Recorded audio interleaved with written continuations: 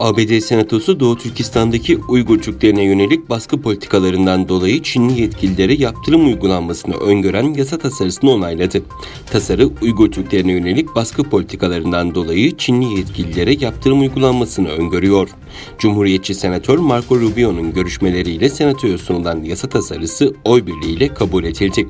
Tasarıda ABD Başkanı Donald Trump yönetimine Uygur Türklerine ve diğer Müslüman azınlıklara uygulanan baskı ve şiddetten sorumlu olan bazı Çinli yetkililere yaptırım uygulanması çağrısı yapılıyor. Ayrıca tasarıda ABD Dışişleri Bakanlığı'nın bölgedeki insan hakları ihlalleri için bir rapor hazırlaması talep ediliyor. Söz konusu tasarının bir versiyonu Kasım 2019'da ABD Senatosu'nda kabul edilmişti. Temsilciler Meclisi ise bazı değişiklikler yaparak tasarıyı Aralık 2019'da tekrar Senato'ya göndermişti.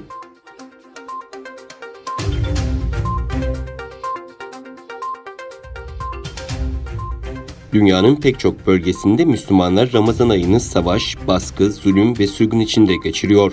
En zor şartlarda yaşayan toplumlardan biri ise Doğu Türkistan'daki Uygur Müslümanlar.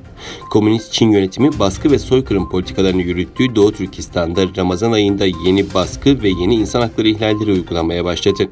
Çin'de 2 milyondan fazla Müslüman Uygur Türk'ü suçsuz ve sebepsiz bir şekilde toplama kamplarında tutuluyor. Hapse atılanların sayısı her geçen gün artıyor. Çin Komünist Partisi'nin uygulamalarına göre Ramazan ayında oruç tutmak, Kur'an okumak, camiye gitmek, namaz kılmak ve helal gıda ürünleri alıp satmak yasak. Çin rejimi bu Ramazan'da Müslüman kadınlara başlarını örtme yasağı da getirdi ve yasağa uymayanların cezalandırılacağını duyurdu.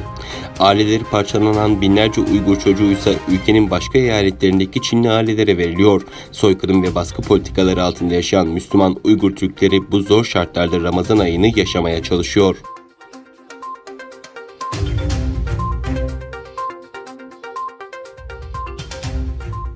Çin'den yeni tip koronavirüs COVID-19 salgını nedeniyle yöneltilen eleştirilere virüsün dünyanın her yerinde aynı zamanda ortaya çıkabileceği cevabı verildi. Çin Dışişleri Bakanlığı'ndan yapılan açıklamada salgın sebebiyle diğer ülkeler gibi Çin'in de bir kurban olduğu ve suçlu olmadığı ifade edildi. Açıklamada COVID-19'un dünyanın her yerinde her zaman ortaya çıkabileceği vurgulanırken COVID-19 insanlığın ortak düşmanıdır ifadesine yer verildi. İlk COVID-19 vakasının Wuhan'da çıkmasının virüsün Wuhan merkezli olduğu anlamına gelmediği belirtilen açıklamada bağımsız uluslararası soruşturma heyetinin Çin'i ziyaret etmesinden korkulmadığı kaydedildi. ABD Başkanı Donald Trump ve Dışişleri Bakanı Mike Pompeo bu ay başında COVID-19'un Wuhan'daki bir laboratuvardan çıktığı yönündeki iddialarını dile getirmişlerdi. Öte yandan Trump 27 Nisan'da Beyaz Saray'da yaptığı basın toplantısında COVID-19 salgınına ilişkin ABD'nin Çin'den tazminat talep edebileceğini kaydetmişti.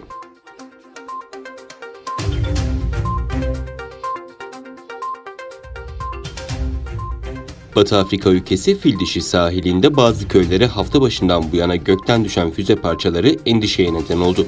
Ulusal basındaki haberlere göre Çin'in 5 Mayıs'ta fırlattığı ve yörüngeye yerleşen Long March 5B roketinin temel katmanıyla 3 gün önce kontrol kaybedildi. Atmosfere kontrolsüz giriş yapan 30 metre uzunluğundaki 5 metre çapındaki bazı parçalar Fil sahilinin merkez bölgelerindeki köylere düştü. Köylüler patlama sesleri duyduklarını ve sonrasında düşen 12 metre uzunluğundaki parçaları gördüklerinde dehşete kapıldıklarını bildirdi. Düşen roket parçalarının Fil sahilinde zarara yol açması durumunda Çin'in bundan sorumlu tutulacağı ifade ediliyor.